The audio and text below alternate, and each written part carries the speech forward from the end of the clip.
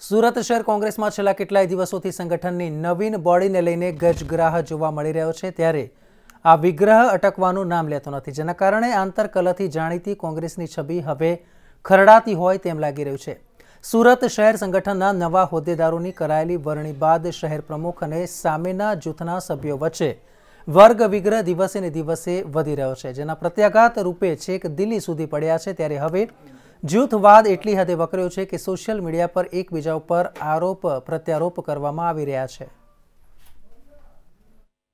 પરિવારના સભ્યોમાં ઘણી વખત કહેવત છે કે વાસણ ખખડે, એવી જ રીતે કોંગ્રેસનું જે માળખું બનાવ્યું છે એ માળખામાં સુરત શહેરની 56 લાખની વસ્તીને ધ્યાને રાખીને દરેક પ્રાંત, દરેક પ્રદેશ, દરેક વર્ગ, દરેક જાતિ વગેરેનો સમાવેશ કરીને સમતોલ માળખું બનાવ્યું છે।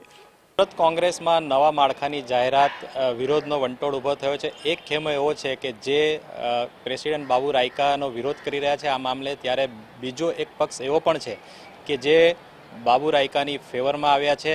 શું કહેવું છે એમની પાસે જાણીએ। આપણી સાથે ઉપસ્થિત છે કિરણભાઈ રાયકા, જે શહેર કોંગ્રેસના પ્રવક્તા છે। કિરણભાઈ, વિરોધ શાનો છે? વિરોધ તો કંઈ નથી। આ જે સુરત શહેરનું માળખું બન્યું છે એ ગુજરાત પ્રદેશના પ્રમુખ શ્રી અમિતભાઈની મંજૂરીથી મંજૂર થયું છે, અને આ માળખામાં દરેક પ્રાંત, દરેક પ્રદેશ અને દરેક સમાજના બધા જ વ્યક્તિઓનો સમાવેશ કરવામાં આવ્યો છે। એટલે આ માળખું 100% ખૂબ સરસ બન્યું છે, અને એનું ઉદાહરણ રૂપે એ માળખા પછી આજે એક અમારો કાર્યક્રમ હતો જે આખા ગુજરાતમાં જે ભ્રષ્ટાચાર જે ફેલાઈ રહ્યો છે એના વિરોધમાં કલેક્ટર કચેરી હતો પ્રોગ્રામ, અને પ્રોગ્રામમાં બધા જ જેટલા હોદ્દેદારો અને કાર્યકર્તાઓ હતા મોટી સંખ્યામાં હાજર રહ્યા હતા। એટલે કોઈ વિરોધ હોય એવું કંઈ લાગતું નથી।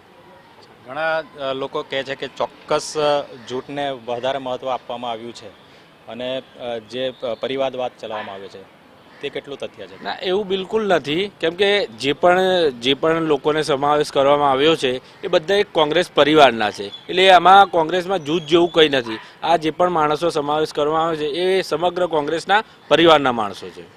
આપણી સાથે પૂર્વ નગરસેવક પણ છે અસદ કલ્યાણી। અસદ કલ્યાણી જે છે તેમણે સોશિયલ મીડિયા પર ખૂબ જ આ મામલે વિરોધ કર્યો છે।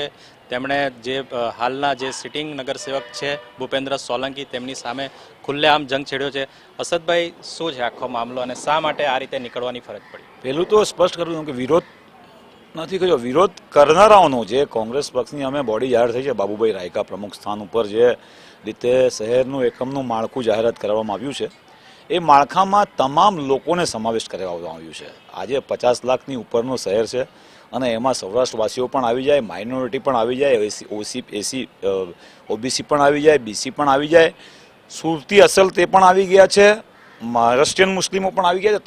તમામ સમાજ, તમામ લોકોને ખૂબ ધ્યાન રાખી અને આખું માળખું તૈયાર કર્યું છે અને બધા સાથે જ છે।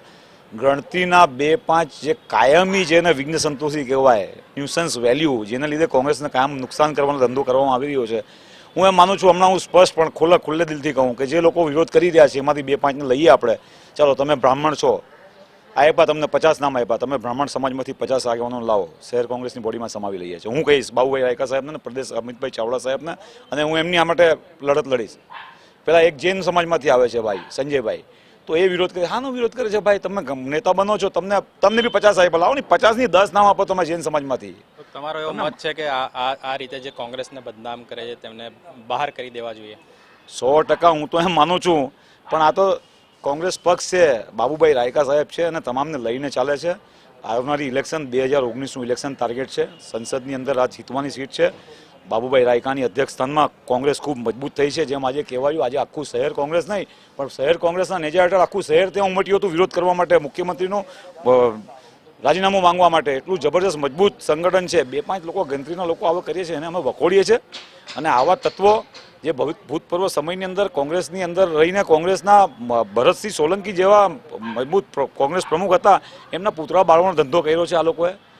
તો એ લોકો બસ માત્ર નેગેટિવ સોચવાળા 2-5% લોકો, એને કંઈ ગણકારતા નથી। હું તો એમ માનું છું કે ડિમાન્ડ કરું છું આજે પણ આપના માધ્યમથી બી કે એવાને ઘર ભેગા કરી દેવા જોઈએ। કોંગ્રેસ મજબૂત છે અને બાબુભાઈ રાયકાની અધ્યક્ષ સ્થાનમાં, પ્રમુખ સ્થાન ઉપર માળખું બી જબરજસ્ત ગોઠવાયું છે, અને અગાઉ પણ એ જબરજસ્ત થશે, અને 2019ની પાર્લામેન્ટ સીટ અહીંયા જીતીએ છીએ, રાહુલ ગાંધીના હાથ મજબૂત કરવાના છે, કોંગ્રેસ પક્ષ મજબૂત કરવાનો છે, એમાં કોઈ બેન નથી. આપણી સાથે શહેર કોંગ્રેસના ઉપપ્રમુખ છે દીપ નાયક. અસદભાઈએ કીધું કે કેટલાક વિઘ્ન સંતોષીએ તે વિઘ્નો કરતા જ આવ્યા છે. શું સામી લોકસભાએ તેમની સામે આ વિવાદ યથાવત રાખવો યોગ્ય છે, અથવા તો તેમને કોંગ્રેસમાંથી બહાર કરવાની જે નીતિ કદાચ અપનાવવામાં આવે તે યોગ્ય છે? ના, અમે લોકો તો ઈચ્છીએ જ છે ને આપના માધ્યમથી પ્રદેશ પ્રમુખ શ્રી અમિતભાઈને વિનંતી કરીએ છીએ કે વારંવાર દરેક પ્રમુખો સામે અમે હંમેશા જ વાંધો ઉઠાવ્યો છે. છેલ્લા 10 વર્ષના રેકોર્ડ જુઓ. અમે તો અમિતભાઈ ચાવડાને સખત રીતે કહીએ છીએ કે વારંવાર પાર્ટીના ફોરમમાં વાત કરવાની જગ્યાએ મીડિયામાં જવાની જે નીતિ છે એને પાર્ટી બિલકુલ બી તાબે ના થાય અને આ લોકોને સસ્પેન્ડ કરવાની અમે લોકો પૂરજોશથી માંગણી કરીએ છીએ. આ હતા કોંગ્રેસના કેટલાક સંનિષ્ઠ કાર્યકરો. તેમનું સ્પષ્ટ કહેવું છે કે બાબુ રાયકાનો જે નિર્ણય છે તે યોગ્ય છે. કોંગ્રેસને બદનામ કરવાની અને હંમેશા વિરોધ કરવાની જે નીતિ છે તેની સામે અમારો વિરોધ છે. કોંગ્રેસ બેઠી થઈ રહી છે ત્યારે આ રીતની જે એક્ટિવિટી છે તે કોંગ્રેસને નુકસાન કરતા છે અને તેવા લોકોને કોંગ્રેસની બહાર કરવા જોઈએ, એ જ સમયની વાત છે. કેમેરામેન વિજય દેસાણે સાથે રાજા શેખ, મંતવ્ય ન્યૂઝ, સુરત.